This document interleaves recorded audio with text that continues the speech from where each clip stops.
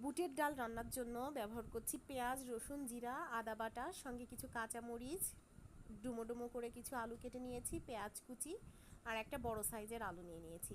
সঙ্গে দিয়ে দিচ্ছি পরিমাণ মতো পানি আর লবণও দিয়ে দিয়েছি। ডালটা সিদ্ধ করে নিয়েছি প্রেসার কুকারে। আলাদা একটা কড়াইতে ফোড়নের জন্য ব্যবহার করছি শুকনা মরিচ আর রসুন। এটা তেলে দিয়ে দিয়েছি আগে। বেশ খানিকটা ভাজা হয়ে গেলে পেঁয়াজগুলো ভেজে নিয়ে ডালটা ঢেলে দিয়েছি। ডালটা হয়ে আসলে দারচিনি এলাচের ভাজা গুঁড়োটা দিয়ে দিয়েছি। প্রেসার কুকারে ডালটা একটু বেশি সিদ্ধ করা হয়ে গিয়েছে। তারপরে মাশাল্লাহ খেতে কিন্তু দারুণ হয়েছিল। রুটি ছেঁকে নিয়েছি আর একটা আমার কলিজার টুকরোর জন্য ডিম পোস্ট করে নিয়েছি। প্লেটটা রেডি করতেছি বুড়ির জন্য। একটু ডাল নিয়েছি, ডিম পোস্ট আর সঙ্গে নিয়ে নিচ্ছি কিছু শসা, পেঁয়াজ কুচি আর মরিচ কুচি। মাশাল্লাহ প্লেটটা আমার রেডি। এখন শুধু খাবারের সময়। তো বিসমিল্লা বলে আমার মাম্মামকে আগে ডালটা দিয়েই রুটিটা মুখে দিয়ে দিলাম।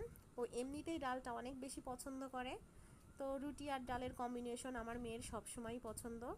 আর ডিম পোস্ত তার সকালে লাগবেই। মাশাল্লাহ সকালের অনেক ভালো নাস্তা ছিল।